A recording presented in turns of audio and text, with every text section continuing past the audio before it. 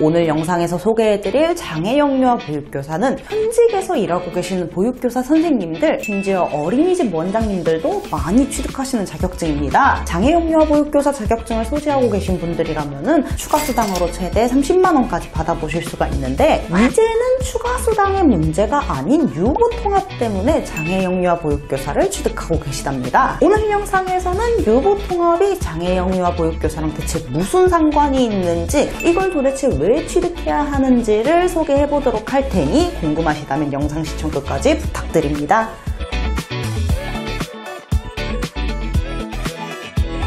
유보통합은 교육시설인 유치원, 보육시설인 어린이집을 합하는 영유아 보육교육 통합을 의미합니다. 쉽게 말하면 유치원과 어린이집의 과정을 합치겠다는 뜻인데요. 모든 어린이들에게 동등한 교육의 질을 제공하겠다는 의미가 가장 크지만, 그 안에는 유치원 교사와 어린이집 보육교사의 자격을 동등하게 한다는 뜻도 있습니다. 유치원에 취업하기 위해선 유치원 정교사 2급 자격증이 필요하고, 어린이집에 취업한다면 보육교사 자격증이 필요하죠. 이 두 자격증의 취득 절차를 들어보시면은 왜 유보통합이 논란이 되는지 아실 수 있을 거예요. 유치원 정교사의 경우 대학에서 교직 과정을 거치고 졸업하거나 또는 대학원을 다녀야 취득할 수 있어서 취득 과정 자체가 좀 많이 어렵습니다. 반면에 보육교사 2급 자격증은 꼭 정규대학에 가지 않아도 학점은행제 제도를 통해서 취득이 가능하고, 대면 수업이나 실습을 제외하면은 이론 과목은 모두 온라인으로 수료를 하고 취득을 하실 수 있는 자격증이라 유치원 정교사에 비하면 확실히 쉽게 취득할 수 있다는 차이점이 있어요. 그렇기 때문에 앞으로 있을 유보통합을 거쳐 유치원 교사와 보육교사를 동등하게 보려면 당연히 보육교사 취득 과정도 더더욱 어려워져야 한다는 거예요. 그렇게 해서 개정이 된 게, 보육교사 2급을 취득하기 위해선 이제 대학을 가야 한다, 바로 보육교사 학과제 도입을 실시한다는 거죠. 그럼 여기서 확인을 해야 할 게 한 가지 더 있습니다. 유치원에서 장애아동을 돌보는 교사가 되기 위해선 특수교사 자격증이 필요하고요. 어린이집에서 장애아동을 돌보려면 장애영유아 보육교사 자격증이 필요하게 됩니다. 특수교사 자격증 또한 정교사 자격증이 필요하기 때문에 유치원 정교사 2급과 취득 과정이 비슷하게 돼요. 특수교육학과를 전공했거나 대학을 졸업해야 받을 수 있으니 아무나 이 자격증을 취득할 수는 없다는 거예요. 반대로 장애영유아 보육교사는 보육교사 2급 자격증을 소지하고 있다면 온라인으로 8과목만 수강하고 시험이나 실습 없이 바로 취득을 하실 수 있는 자격이랍니다. 제가 조금 전에 유보통합은 실현되는데 두 자격증 취득 난이도가 차이가 나다 보니까 상대적으로 취득이 쉬운 보육교사 2급 자격증 취득이 더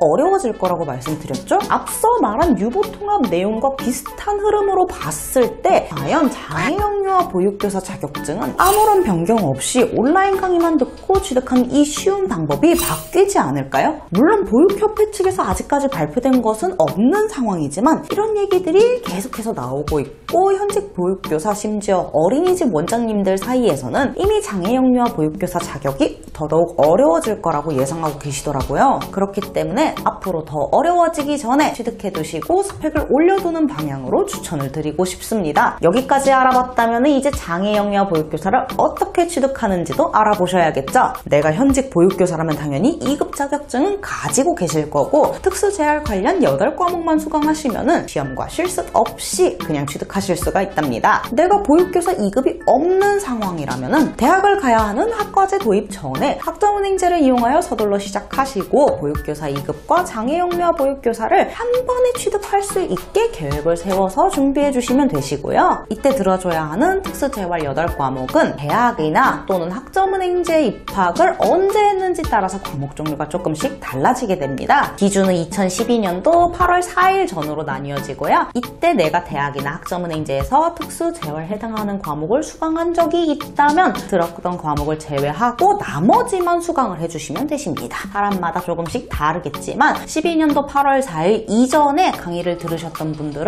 평균적으로는 4과목 정도가 겹치시는 편이고요. 12년도 8월 4일 이후에 과목을 들었던 분들은 대다수가 겹치는 과목이 없거나 평균 한 과목에서 2과목 정도로 겹치는 편이에요. 이렇게 중복되는 과목이 있는지 확인을 하실 땐 내가 어떤 과목을 몇 년도에 들었고 몇 학점짜리 과목을 들어줬는지 이런 것들을 하나하나 따져봐야 한답니다. 오늘 소개한 장애 영유아 보육교사 자격증을 혹시라도 더 어려워지기 전에 취득하고 싶다 혹은 겹치는 과목이 있을까 궁금하신 분들이라면 영상 댓글 또는 카카오톡 문의 남겨주시면 확인 후 순차적으로 답변 도와드리도록 하겠습니다.